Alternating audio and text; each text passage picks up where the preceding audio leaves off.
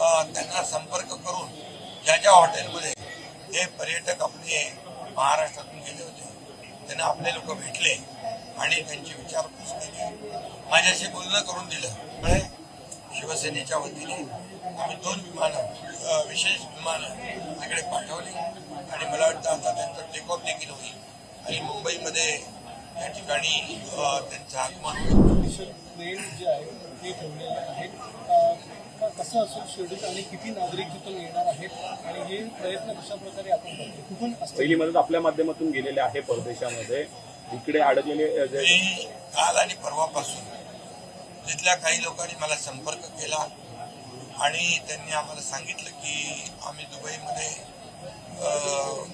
या ठिकाणी अडकलेलो आहोत, आम्हाला मदतीची आवश्यकता आहे. आणि तिथले डॉक्टर पैठणकर म्हणून आमचे महाराष्ट्र मंडळाचे पदाधिकारी आणि इतरही माझ्या परिचित लोक त्या दुबईमध्ये होते.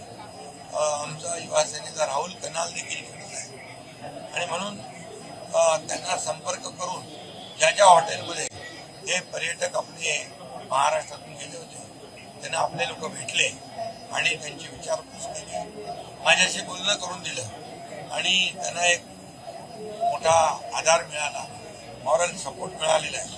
आणि त्यामुळे जी काही विमानं त्यांनी तिकीटं काढली होती त्या तिकीटं कॅन्सल झाल्यामुळे, विमानं रद्द झाल्यामुळे त्यांची अडचण झाली होती आणि त्यामुळे शिवसेनेच्या वतीने आम्ही 2 विमानं विशेष विमानं तिकडे पाठवली आणि मला वाटतं आता त्यांचं टेक ऑफ देखील होईल आणि मुंबईमध्ये या ठिकाणी त्यांचं आगमन होईल. यामध्ये सर्व लोक आपापल्या परीने मदत करत आहेत. ही दोन्ही विमानं देखील या ठिकाणी येतील. जवळपास 174 काही लोक त्या विमानातून येतील.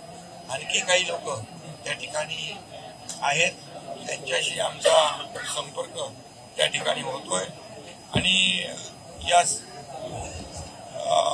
यामध्ये पुण्यातले 84 विद्यार्थी आहेत, ठाणे मुरबाड पुण्यातले देखील नागरिक आहेत, ठाणे, शहापूर, मुरबाड, अहिल्यानगर, मुंबई अशा विविध ठिकाणचे लोक पर्यटनाला गेले होते. या सगळ्यांना सुरक्षित आणण्याचं काम आम्ही करतोय.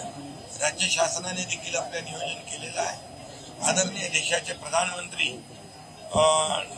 नरेंद्र मोदी साहेबांनी देखील या ठिकाणी आपल्या भारतातील सर्व लोकांना आपल्या मायदेशी परत आणण्यासाठी सर्व नियोजन केलेलं आहे आणि त्यामुळे कोणी तिथे घाबरून जाण्याची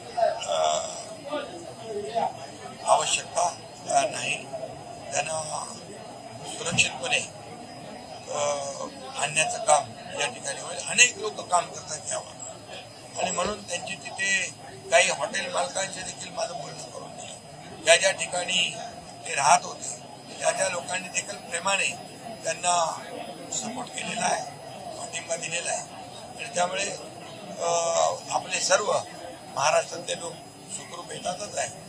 भारतातले देखील सर्व नागरिक पर्यटक सुखरूप येतील.